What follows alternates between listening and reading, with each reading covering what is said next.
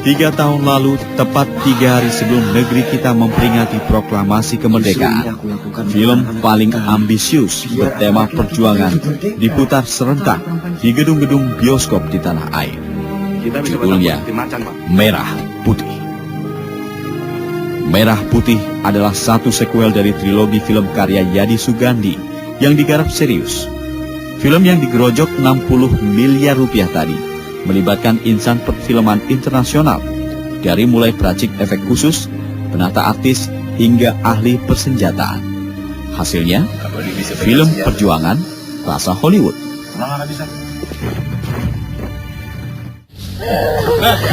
Gimana kalau yang lainnya? Cuma kita.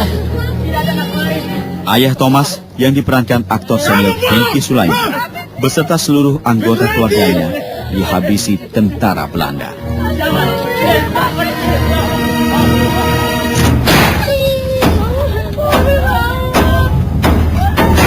Mereka dibantai lantaran tak mau memberitahu orang yang dicari tentara Belanda yang tengah berusaha kembali menjajah Indonesia seusai Perang Dunia Kedua. Pembantaian terhadap keluarganya tadi membekas pada diri Thomas yang diperankan dengan apik oleh Doni Alamsyah. Thomas lantas memutuskan pergi ke Jawa, mendaftar ke sekolah tentara rakyat. Tekadnya kuat, memanggul senjata demi menuntaskan dendam pada Belanda, serta berjuang demi kemerdekaan Republik. Di sekolah tentara rakyat, Thomas bertemu 4 rekannya yang punya latar etnis, agama, dan keluarga berbeda. Thomas, Amir, Surono, Dayan, dan Mariuslah yang menjadi inti cerita Merah Putih. Di antara mereka, Marius yang diperankan oleh Darius Sinathrya adalah yang paling congkak dan menyebalkan. Tak pelak, Marius dan Thomas kerap berkonflik. Semua berubah selepas Belanda menyerang. Hampir semua kadet yang ada di barak, tak terkecuali Surono, tewas. Thomas dan kawan-kawan lalu bergerilya melawan Belanda. Salah satunya, mereka berhasil memutus jalur bahan bakar kendaraan tentara Belanda.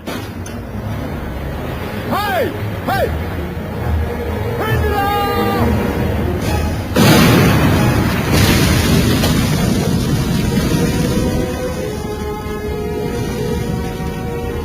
Selain Dar Der Dor, Yadi Sugandi juga menyelipkan unsur komedi dan sedikit percintaan dalam filmnya.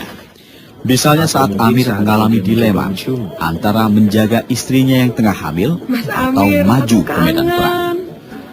Atau tali cinta antara Surono dan Senja. Namun begitu ending Merah Putih dibuat menggantung. Mungkin karena serial, sang sutradara seperti sengaja membiarkan penonton penasaran menyaksikan sequel lanjutannya. Yang jelas, film Merah Putih yang berdurasi sekitar 110 menit mengobarkan semangat patriotisme. Setiap saat selalu ada alasan untuk membela negara. Maka ini adalah suatu contoh, satu teladan bagi bangsa kita, bagi bangsa penerus, bahwa Indonesia ini dilahirkan dan dibesarkan dan dikokohkan dengan perjuangan, dengan darah dari seluruh bangsa Indonesia. Dari agama Islam, agama Kristen, agama Hindu, dan agama-agama lainnya. Dari suku Minangkabau, suku Palembang, Sulawesi Selatan, suku Minahasa, suku Jawa, suku Sunda, suku Bali, dan seterusnya, dan sebagainya. Merah Putih mendapat sentuhan artistik dari Adam Howard dan special effect dari Rob Trenton, serta tata perlengkapan perang dari John Browning. Ya, terbilang oke. Tak heran jika sebagian pihak bilang, film produksi Media Desa Indonesia dan Marga T. House tadi menyejajarkannya dengan film Hollywood blockbuster. Merah Putih cukup menyedot perhatian penonton. Dalam 3 pekan saja, 400-an ribu penonton menyaksikannya. Merah Putih bisa disebut film pertama yang diracik Yadi Sugandi, penata kamera yang sebelumnya menjadi langganan Piala Citra.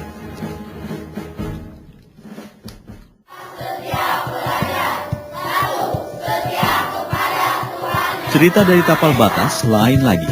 Lebih banyak mengajak penonton untuk merenungi kehidupan di perbatasan lewat sosok Ibu Martini, Kusnadi, dan Ella.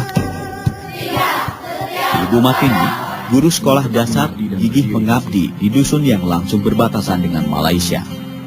Kusnadi adalah seorang mantri kesehatan yang tetap betah melayani masyarakat meski terkendala infrastruktur jalan yang buruk. Sementara Ella mesti menghadapi kenyataan pahit, menjadi korban perdagangan manusia. Ya, film ini sebenarnya kita ingin mengajak penonton untuk lebih mengenal Indonesia, karena di sini kita melihat realitas masyarakat di perbatasan Indonesia Malaysia yang banyak sekali dari kita belum tahu di sana, bahwa di sana itu sangat terbatas karena tidak ada akses jalan raya, terus tentang keterbatasan pendidikan, kesehatan, banyak sekali hal-hal yang memang harusnya kita tahu, kita bagi kepada masyarakat luas gitu. Kita melihat bahwa perbatasan itu beranda terdepan bangsa ini kan. Sebuah rumah kalau berandanya aja udah istilahnya tidak terpelihara gitu, bagaimana dengan ruang dalamnya gitu. Film dokumenter berdurasi 58 menit garapan Wisnu Adi tadi cukup mendapat apresiasi. Masuk pula dalam nominasi dokumenter terbaik di ajang Festival Film Indonesia tahun 2011. Dan kita menggodok 3 isu besar sebenarnya, 3 isu yang sangat serius: pendidikan, kesehatan, dan perdagangan manusia.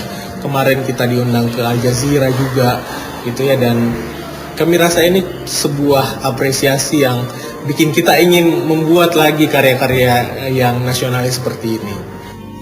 Cerita dari Tapal Batas setidaknya mengingatkan pada kita, khususnya pemerintah, untuk peduli terhadap perbatasan, garis terdepan, teritori, dan kedaulatan negara.